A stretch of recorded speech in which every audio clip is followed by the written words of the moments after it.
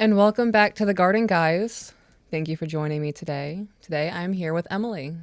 Nice to see you again. How are you doing? I'm doing all right. How are you? I'm doing good. I'm pretty stoked to have you on the show. You're somebody who deals with, disclaimer. There is possible discussion of child abuse, child trauma. If that is something you are not mentally capable of digesting, I would recommend skipping this one at some point. So explain what you do. So I work full-time as a child therapist. Okay. I've been doing that for the past 4 years. I've worked with adults and children, but primarily with children. So what made you getting into being a therapist? Oh, just the age-old tale, right? You know, everyone had a struggling childhood and went to school just to learn more about myself and to kind of help others who went through similar things to maybe avoid continuing that cycle. Right. I can imagine as a therapist, that's a lot to take on emotionally, especially when you do it for long periods of time. Like you just said, 4 years. That's a lot. What makes you continue doing it? The wins. Yeah. They're few and far between, but I oversee that entire department. So I oversee several child clinicians, and a lot of them are new out of school and are just in the very beginning of that process of finding where those soft spots are emotionally, and it's a lot. You get really shell shocked by the reality of the world. Yeah. And not everyone has gone through horrible things, but it's pretty common and it's out there. Okay. So you're also a mom. Are there things that you have learned in your profession that you feel has given you tools to be a better mom to your children? Patience. Yeah. It's all about patience. Kids don't come with a guidebook. And no two situations are the same. Right. Whether it's what you have at home or the children you have at home or the skills you're bringing to the table, it's never the same. What are some things so I know there's like client, doctor, patient confidentiality and all that kind of stuff. So I'm not sure how in depth you'll be able to go with this.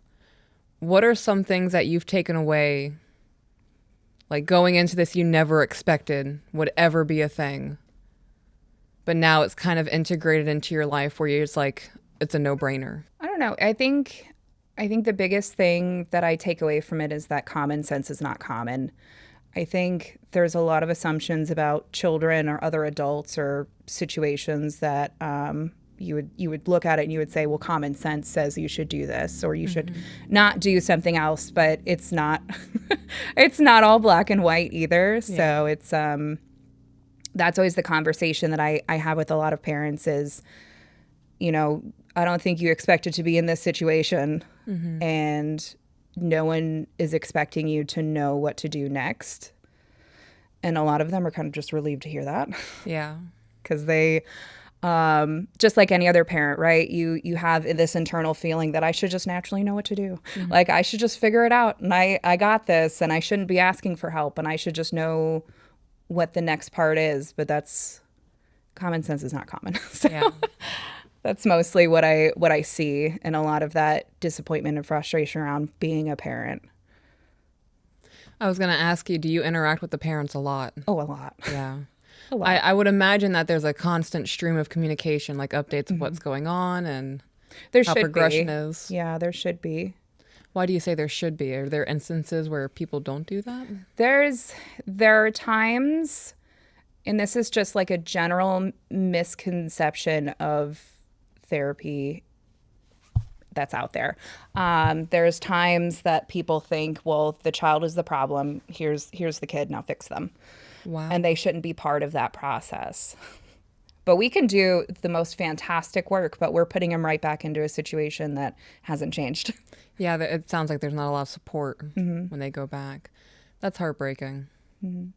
So there should be. And I know with the families that I work with, I'm pretty transparent about what I want from them, so that we can get the best outcomes. They don't always agree. Yeah.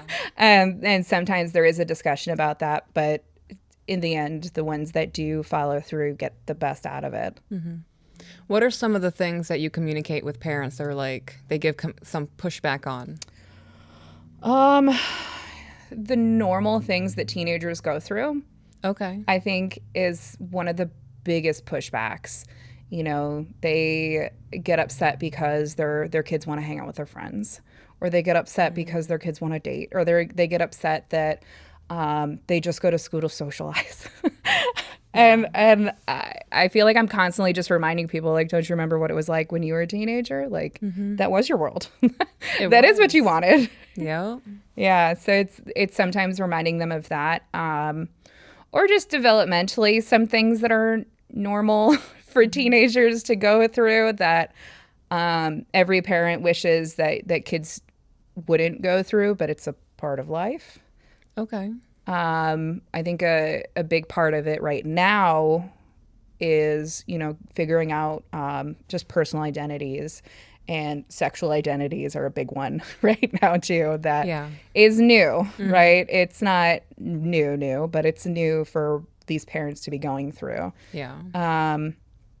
And they will constantly kind of just, they shouldn't even be thinking about dating. And they're like 17, 18. And I'm like, come on. Yeah. That's all they can think about. Well, and biologically speaking, that's all they should be thinking about, right? Right. That's like when everything gets going and it's they're getting into their peak, going into the 20s and whatnot. What are some tools that you recommend to parents to kind of cut the umbilical cord, I guess? I think the biggest one is just remembering what it was like when you were a teenager. Yeah. I think people get really stuck in the not my kids, not, you know, not in this house. Yeah. Sort of like perfect world situation, but that's not possible for every place. Communication. I would have a lot of those conversations with your kids way early on. I mean, my kids, I have a 7-year-old and an 11-year-old, and we've talked about all the things that you could possibly like, for the most part, and it's age appropriate, but we've talked about good touch, bad touch. We've talked about different sexualities. We've talked about you know, bullying and communication, and just opening that door, I think is the biggest part of it. It's just normalizing the conversation. So a lot of parents, so I feel like as a whole, we are coming out of the we can't talk to our parents. Our parents make us feel bad. We get yelled at. We get shut down, all those kinds of things. And now parents are wanting to step up with their kids in this generation and be more open with them. But a lot of them don't know how to start that.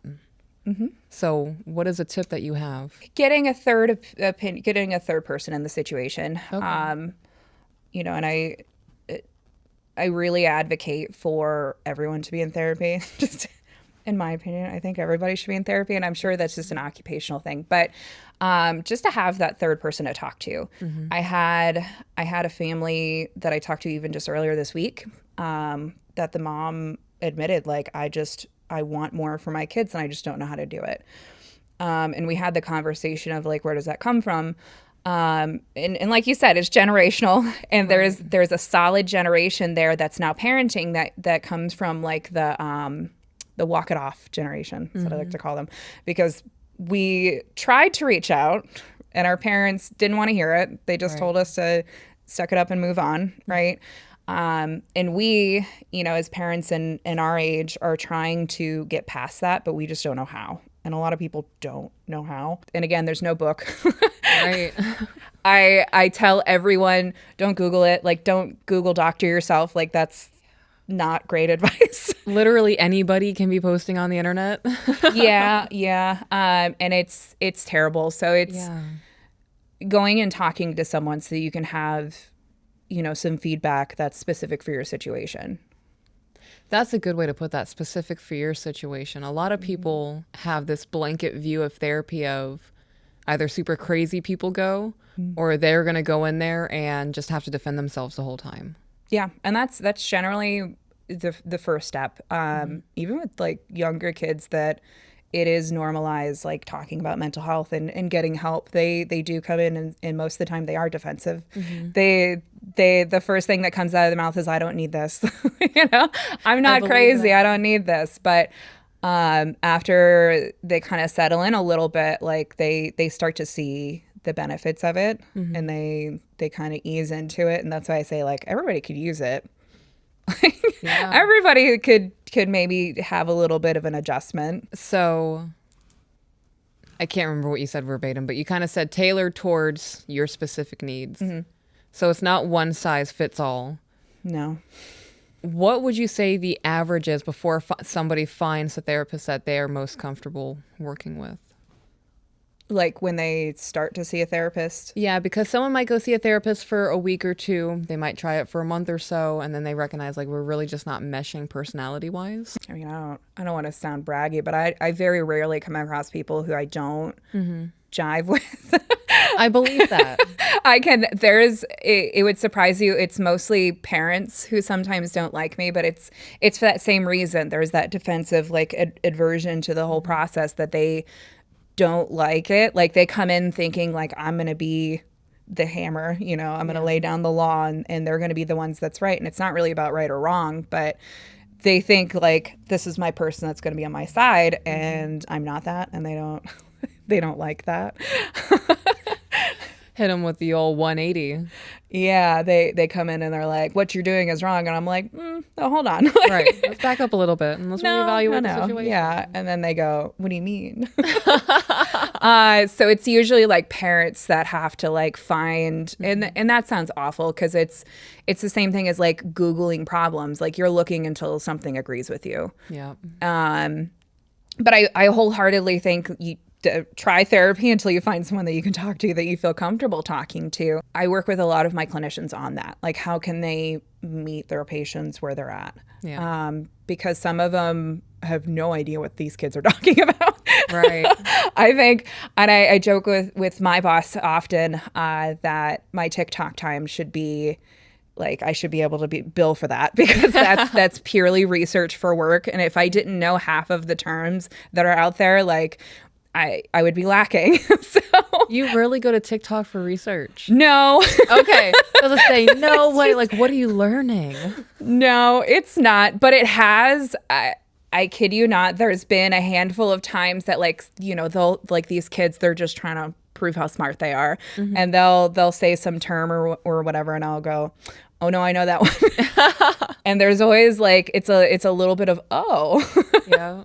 From you or them? From them. Yeah. I get excited because I'm like, yeah, like, maybe I'm cool for once. Yeah. I'm not. They've told me. Yeah.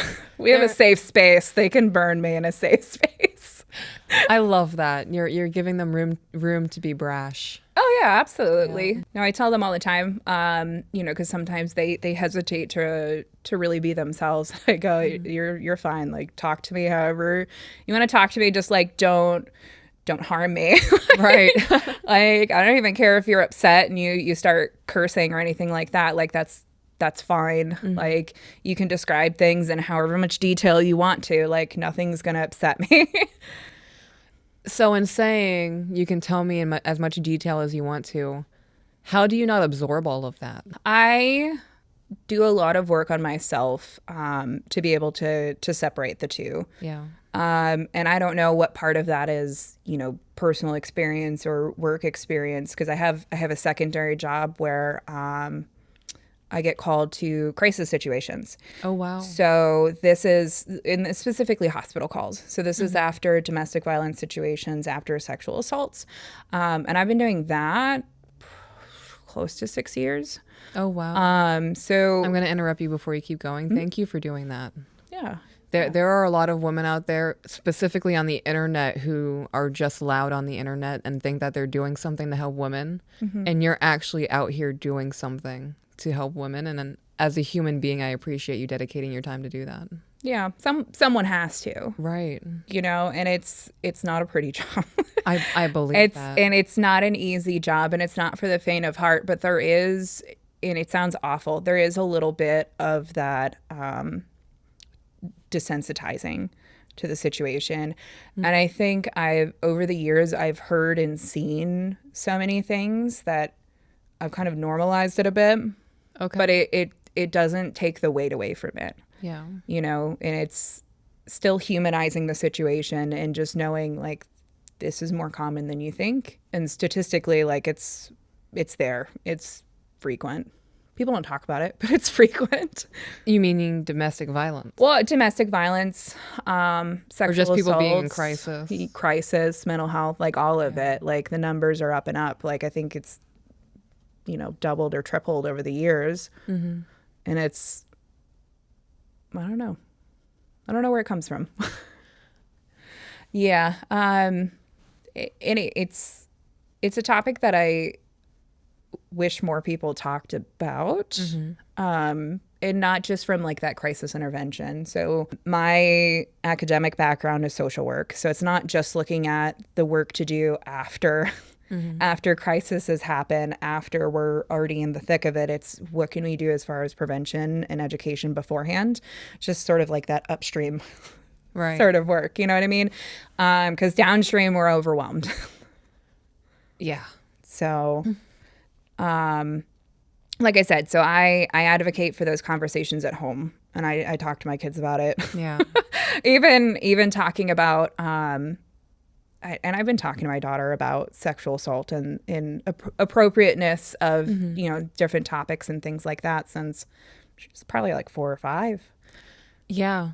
We've already started having those conversations too, and our kids are still under the age of 10. So. Yeah, no, it's important to have those conversations because then she wouldn't feel strange about talking to me if something happened. Right. And it's also not off the radar. Mm-hmm. So it wouldn't be a massive shock to the system if it did happen to be like, this is what mommy told me about.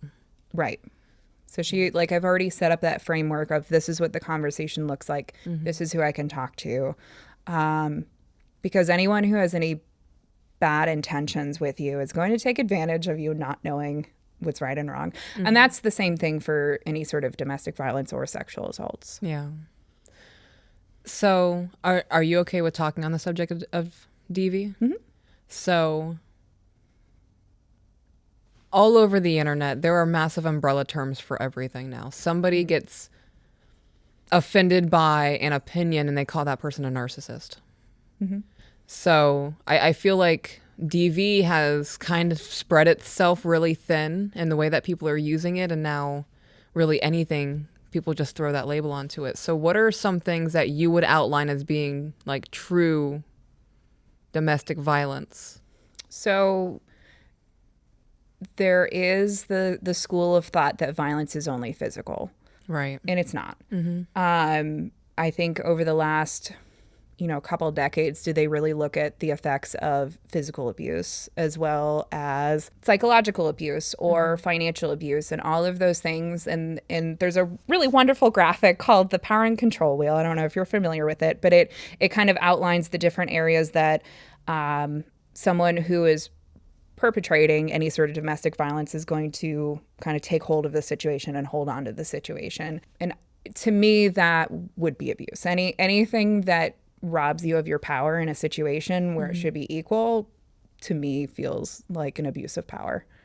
I agree with that. I think that was a very good way to answer that question. I have not heard of that. You said it was Power a and wheel? control wheel. Yeah. So there's, I like it too because it's got like the power and control is like all the negative things, and then it has equality wheel. I think is the good one. So it's like red flags versus green flags. Okay. So it's a great thing that I go over with a lot of adults. I go over it with teenagers too when they're going through different situations because you'd be surprised how early I'm this actually not starts. surprised. I'm not. Mm-hmm. I think, well, that was actually going to lead me into a question that I had for later on, but now we're here. There are some really like overbearing parents and specifically mothers who get like super jealous of teenagers growing up and finding people to fulfill needs that they once only got from the parents or from the mother specifically. So would that be a factor playing into that control power dynamic? Possibly. I mean, anyone who's looking to gain control over a situation is looking for how can they make someone depend on them. And that could be for a plethora of reasons, right? Mm-hmm. What are some of the most common ones that you see? Love and attention. Okay. So there is a lot of households who feel like, I buy you food, I buy your clothes, I make sure that you get to school, and that's it. And there is that element of being a parent is connecting with your children as a human, Right. like as another human. And if you don't, someone will fill that need. Yeah. And it could be in a nefarious way to do it too. Absolutely. That's crazy to think about. Is that a commonplace thing that you see with some of the children that you speak to, like absent parents? Or parents who are much more on the authoritarian. I think I'm saying that right. Authoritarian That side. sounds right. It's in there. Who they set the rules. They are the parents. There's this very clear, like, I'm the adult. I'm the person who has control over this household, because that's kind of what they grew up in. So, they don't know how to express their feelings. They don't know how to connect with another person emotionally, and kids pick up on that. They need that. They need that human connection. How much does technology play into all of that? I would say the biggest part of it is just access to children. Okay, you mean like adult access to children, or Other children kids, children's access to information.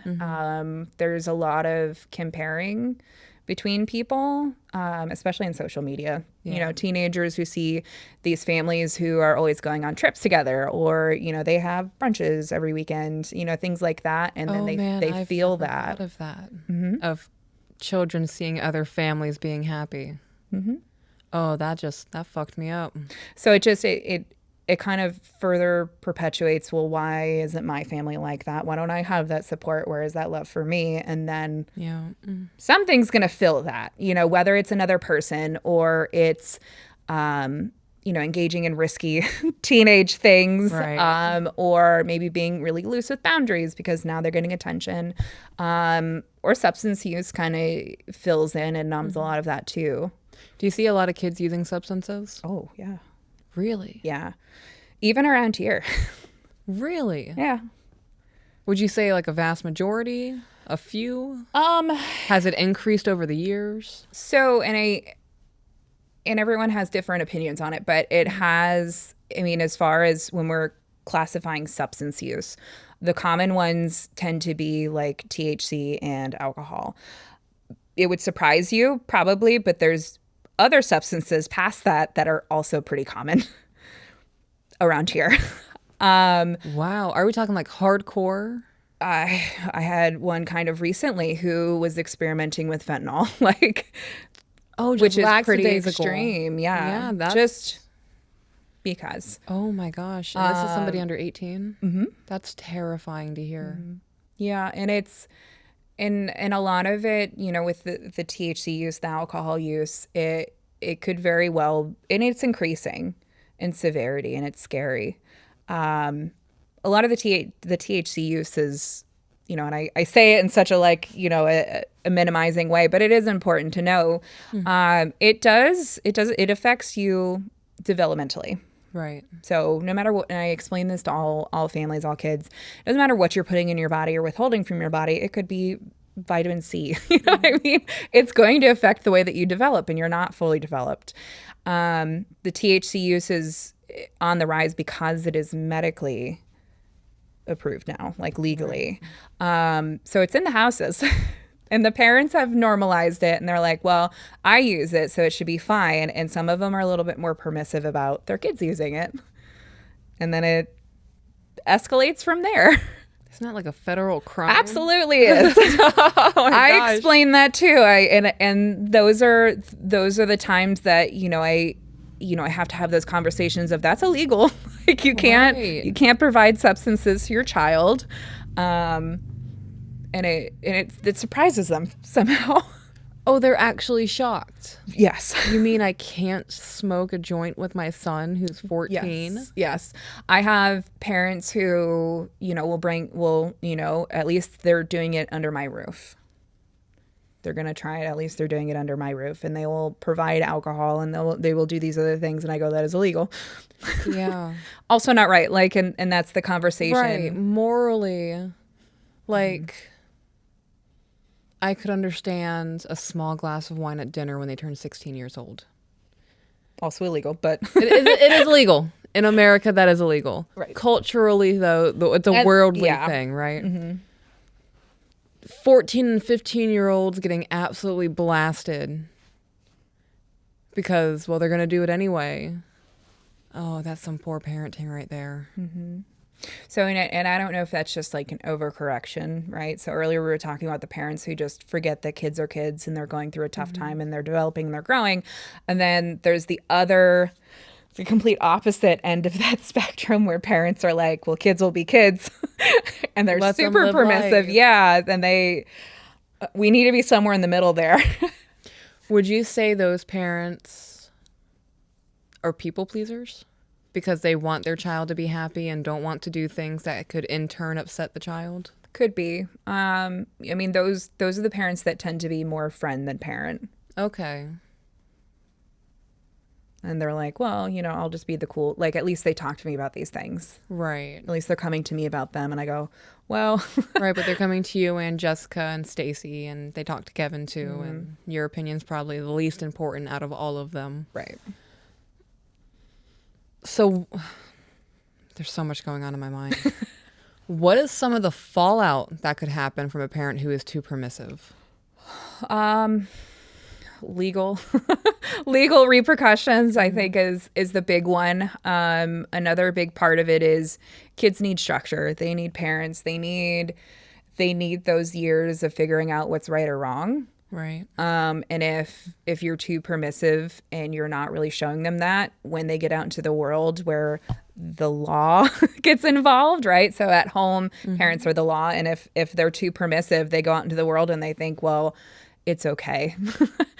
I can skirt this line, or there's a gray area. And there's definitely a lot of those things that you can't do that with. And these kids don't, and it sounds awful in the way that our society is, but they don't fit into being a productive member of the society because they think they're more important. They can do whatever they want.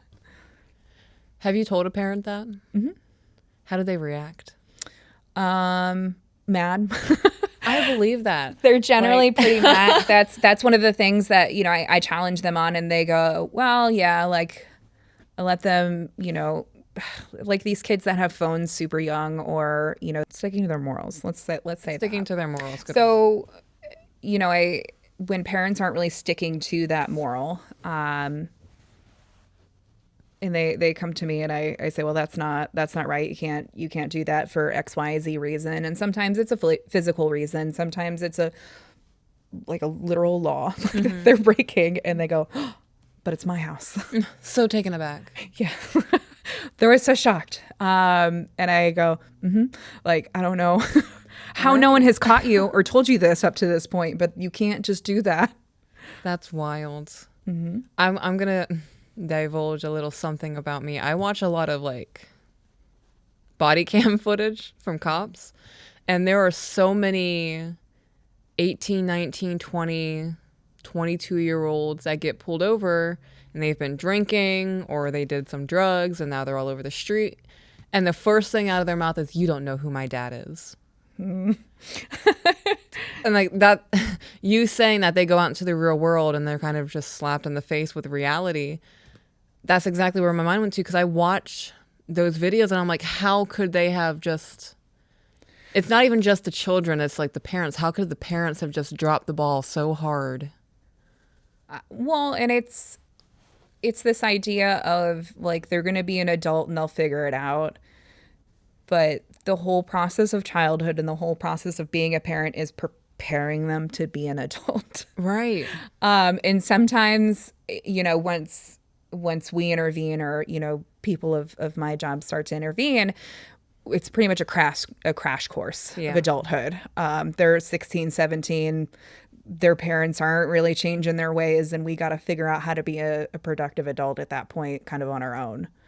And Those I think, poor kids. yeah, and I think that's the hard part. And there's been several cases over the years that our main goal is just getting to 18. Wow. And I'm pretty frank about that too, because once you're out on your own, you're on your own for a lot of these people.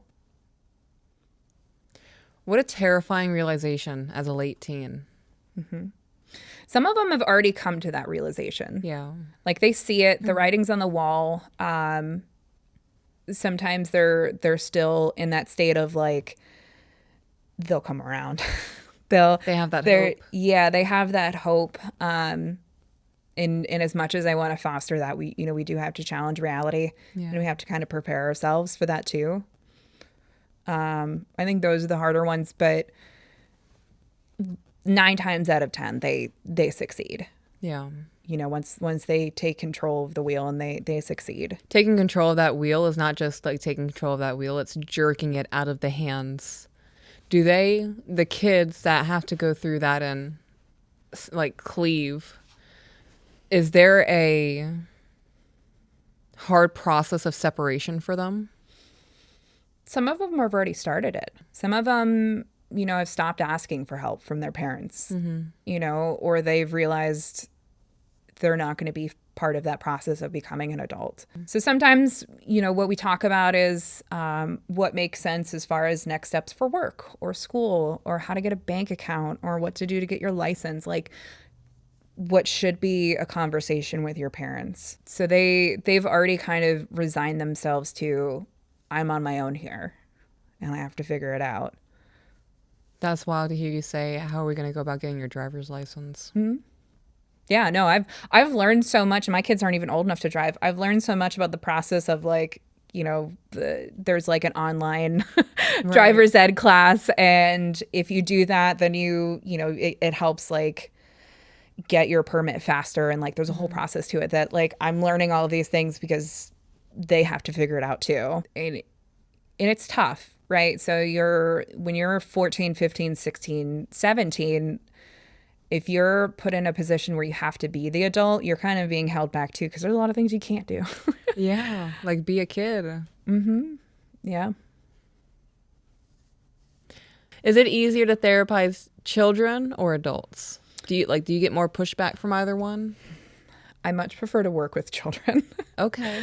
For the sheer reason that they are more resilient and they are more open to that hope and that change.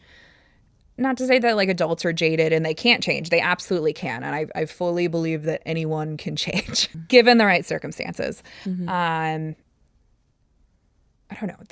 It feels more like we're fixing a broken road versus trying to push uphill. And I don't know how to explain it in a better way. And that makes a lot of sense though. When you think about it, when people talking with a 14-year-old versus a 45-year-old, that's only 14 years of, it could be even less than that. It could have been 3 years of really struggling with mental health and parents being absent or whatever the case is, versus somebody who's gone through 35 years of that same mental process of, I'm not worth it. Nobody cares about me. My feelings don't matter. Yeah, unraveling decades worth of negativity versus 5 years. I can definitely see how there's more hope in a child. Yeah, and you're unlearning a lot of those deeply entrenched sort of like values or those maladaptive copings that have just been there for so long versus a kid who maybe has been doing it for several years, but usually relatively new to it. They can still remember the time when it wasn't a thing, hopefully. Having to go through those coping mechanisms and whatnot. But I've worked with both. I think the youngest I've worked with was probably like 3 or 4. And then the oldest, I want to say it was like in her late 80s. Oh, wow. So all ages. How did that go, if you don't mind me asking, working with an 80-year-old? It's interesting. It's interesting. So when I was in school, I did a class specifically on issues of aging. And part of it, you have to talk to the older generation. And sometimes it's just taking yourself out of the shoes of now and really just understanding where they come from. There is unfortunately a lack of resources for the older generation. Yeah. Right. So when we're talking about the differences between children and adults, there's a lot more funding put into children. Like Yeah. kids have state insurance, right? Most adults don't. Housing, right? If you don't have a house, they will find you a house. Might not be Right. great, right? And that's a whole nother conversation. But as an adult, like there's not as much help Figure it out. because again, they're adults. They're kind of left to their own devices in a lot of situations, and it's hard. I can imagine with having such a wide range of ages that you've spoken to, one of the most common denominators that you've come to a conclusion of is that people just need to be nicer to people. Oh yeah, yeah. And I teach that to my kids too. Yeah. I do Me too.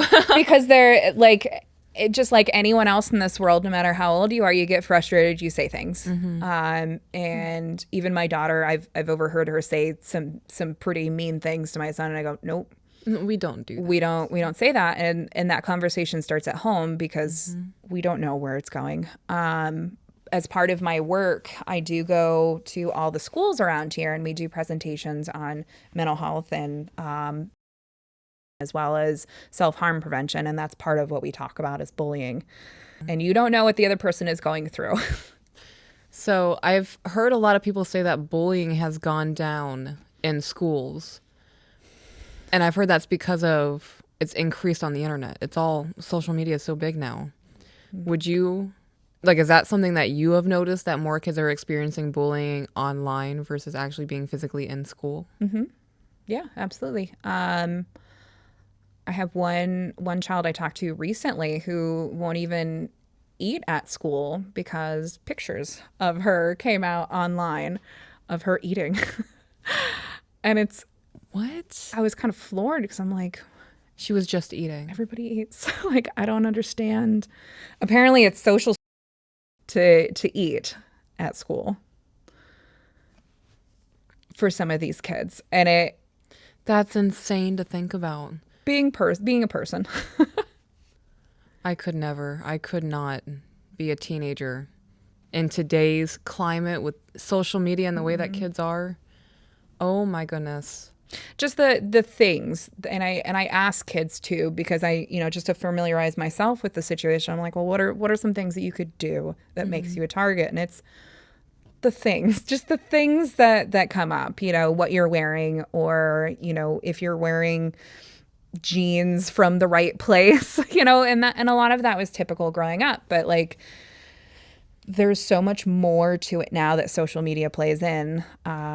But just the eating thing that got me. I was like, so you're not you're supposed to be some sort of and then if you really think about the trickle down, right? So now we have a bunch of kids that don't feel comfortable eating at school. Now they're not eating for hours, and that's not good for you physically or mentally either. Right. So yeah, they're struggling and they can't focus, and their grades are struggling, and now they're getting in trouble, and it just And that's how eating disorders start. yeah.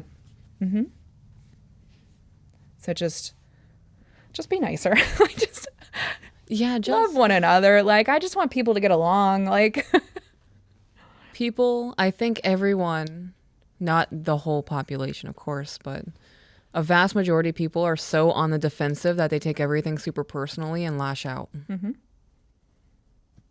Yeah. I work really hard to just try to build small communities. I think that's primarily what I work on, and it's a small town, right? There was at one point in time where one of my patients was being bullied and one of my patients was the bully. So that was fun to see both sides of it. Right.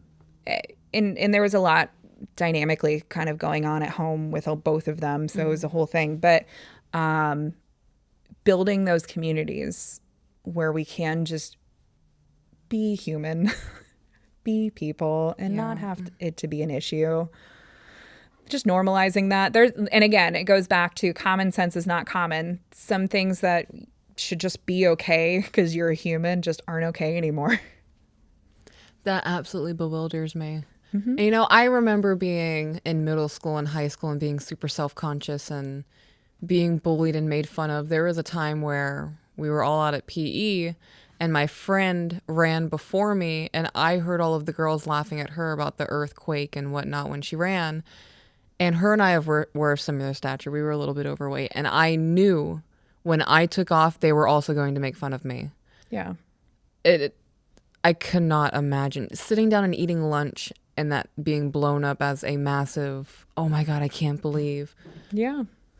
I Yeah, will drink Alfredo sauce out of a bowl. Like, Yeah, I mean, and that's something that just kids don't understand, that what happens in high school isn't forever. right. You know, that part of their brain that is forward thinking doesn't fully develop until your early 20s. Like high school is everything. How terrible is that? That's Like, timing is awful, yeah. right. Like, why do I have to be into my 20s for all of this shit to finally connect? And I would say that some people don't actually have that happen. Because we see people in their 30s and 40s, 50s, 60s still acting like they're 16, 17 years old. And a big part of that is, the situation they grew up in, and part of it is substance use. Yeah. Right. So part of their brain just never develops. That's crazy. I know even my own mom, she started substances when she was like 13, 14, forever a teenager in the mind.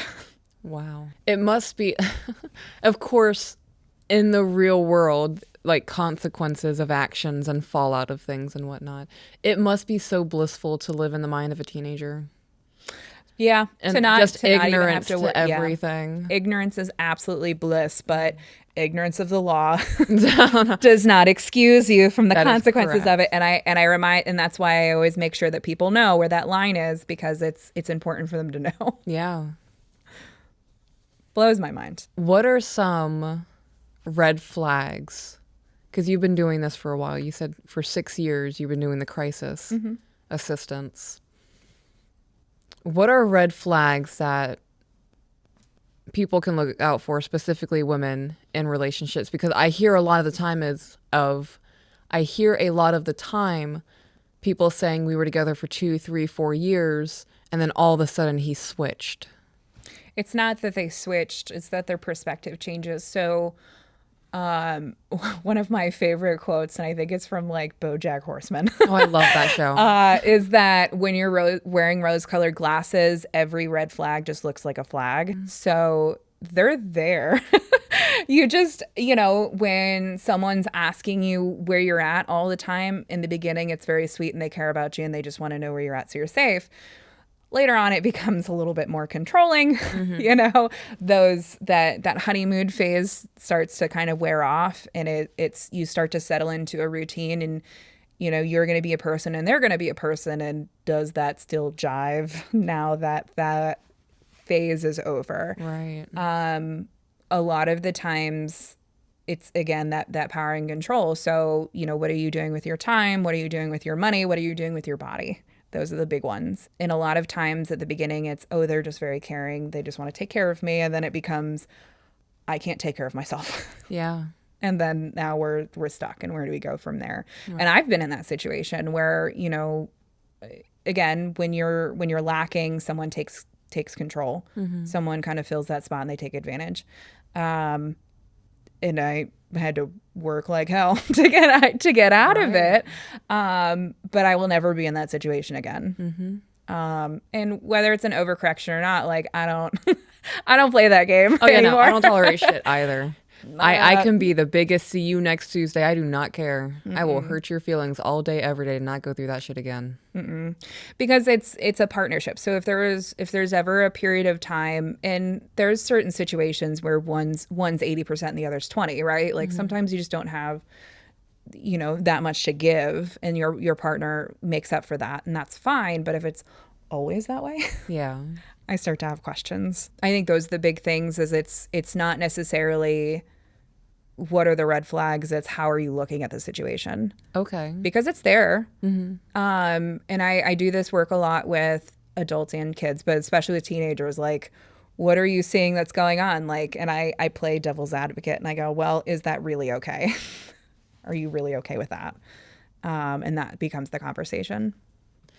How often do you have to ask that? Like, are you really okay with that? I mean, I feel like I've normalized it as part of the conversation.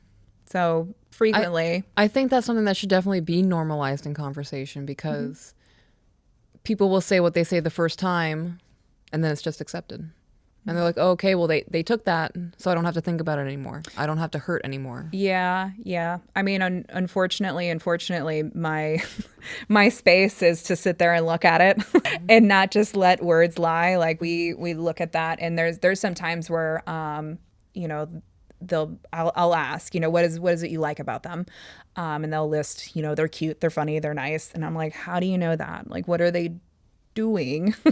Like, what are they doing? And then when they describe to me what they do, and if they can't think of an example, I go, okay, that's your homework. Yeah. Come back with some examples. And then the next time they come in, and I go, okay, well, let's look at those. And what does this really mean? Because sometimes it's just about perspective.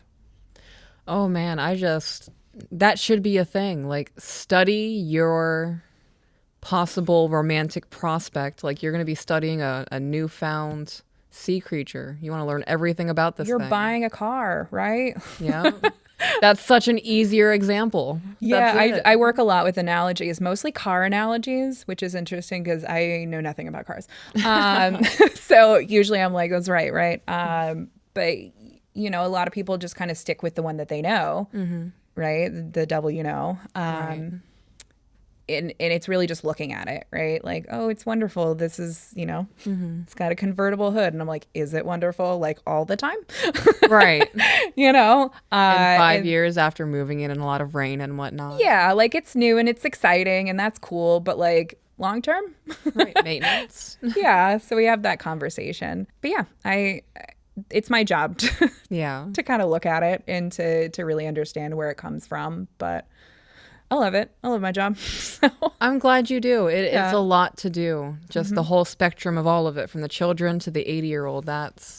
Yeah. No, I haven't been in it super long. You know, 4 to 6 years. That's not really long. It is for most people to have one particular kind of job, but for those in our field, like we're in it for life. Like, oh yeah, I imagine. we do it forever. We could do it till, you know, we're in our 80s, 90s, if we wanted to. But just like anything else, like again, perspective and the way that you're approaching situations, especially working with kids, I have to be a little creative with how I do that. I know I had mentioned before, like the D&D groups. So, right.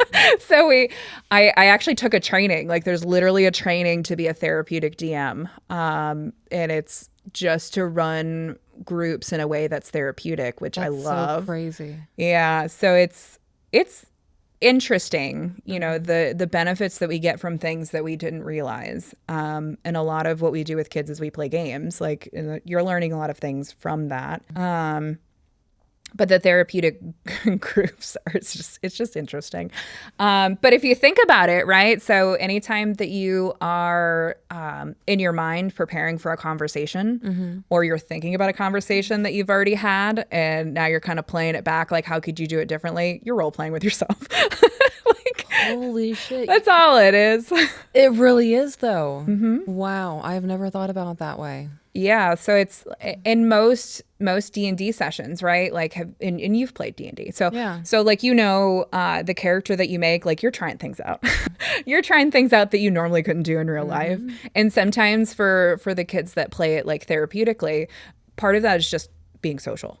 Right. How do I and some of them role playing like this is the person I want to be, like can I be that in a comfortable space, and how do I feel about that? Some of them can literally just be trying out pronouns. And how do I feel about that in a way that I'm not going to be judged? Yeah. But I love that. I love just like the therapeutic aspect of any of that. Imagining a kid who is typically like super quiet, doesn't want to socialize, going into that kind of setting and wants to be goofy and have fun and actually see people enjoy being around them. And just like you said, so you will or won't do things based on if you're going to be judged or if you're going to be bullied, right? So if you try it out and, well, actually nobody's really pushing me, this isn't a negative experience, you're more likely to do it. Right. So let's wrap this up with, what is some advice that you would give to parents who say their child is somebody they describe as like a hellion, doesn't listen. They're getting into their teenage years. They want to do whatever they want to do, and they don't know how to connect. Normalize giving that space. Give them the time to really just talk and express themselves. Kids are more likely to act out if they don't feel like anyone's hearing them when they're quiet. That, and I recall you saying patience is a really big deal as well. Yeah. Patience is a very big one. Yeah. And what is some advice that you have for women who are in domestic violence situations? Safety first. So there are in every county, they have to have a agency that's specific for domestic violence, and their job is solely to be there for you through those situations. So the most dangerous time of leaving a domestic violence situation is leaving. Right. Like literally leaving. Like the moment that you decide to leave, that's the most dangerous. So planning that as best you can and just reaching out for those supports. I think the scariest situations when I'm meeting someone who's going through it is when they have no one and they just kind of sink into that darkness. That the facility that you were talking about, is that something that women have to pay for those services? No. So it's government funded. All of them have like crisis hotlines that you can call 24/7. They help with legal services. They help with housing. They help with childcare. They help with literally anything that you could need to get out of that situation. And all of that is at no expense. Correct. Because I hear that a lot. I'm going to say it's an excuse. A lot of women say, well, I have no help. I can't, there's no one for me to call. So you're saying there is a crisis center in majority. They don't know. I think, when you're feeling stuck, it's hard to problem solve. Yeah. And that's just, biologically speaking, our brain cannot focus on a solution when we're panicking. Like just the parts of our brain that's in charge of both of those things, like only one can be going. Is there a disconnect that's happening? Is there like a chemical being released where it can't? Yeah. So the problem solving part of your brain is just not being activated. So anytime that we're being flooded with those stress hormones, which if you're in those situations is pretty much always, the part of our brain that is telling us like, okay, this is what we do next. This is how we work on it. It's just not, it's not being accessed. Okay. So it very well could be that. It very well could be just nobody. There's a lot of people that don't know about it for some reason. There's posters everywhere. Have you ever been in a ladies' bathroom? Usually that's where they are. But it's for men too. Yeah. So I won't say that it's just for women. And they're there all the time. They've been there. I mean, legally speaking, like they have to have one in every county. So it's the help is out there. Sometimes it's just hard to figure out where to go next and what to do. Well, that's all dope information. So hopefully this wasn't too heavy for you guys. I feel like there's a lot of good information here, a lot of tips and tricks, and now people know every county has a crisis center. Yeah, so just call around. Like I said, it's not through lack of having. I think it's just lack of knowing. Yeah. Well, thank you for being on the segment. I enjoyed speaking with you. Thanks for having me. Of course. And I will see you guys on the next segment of The Garden.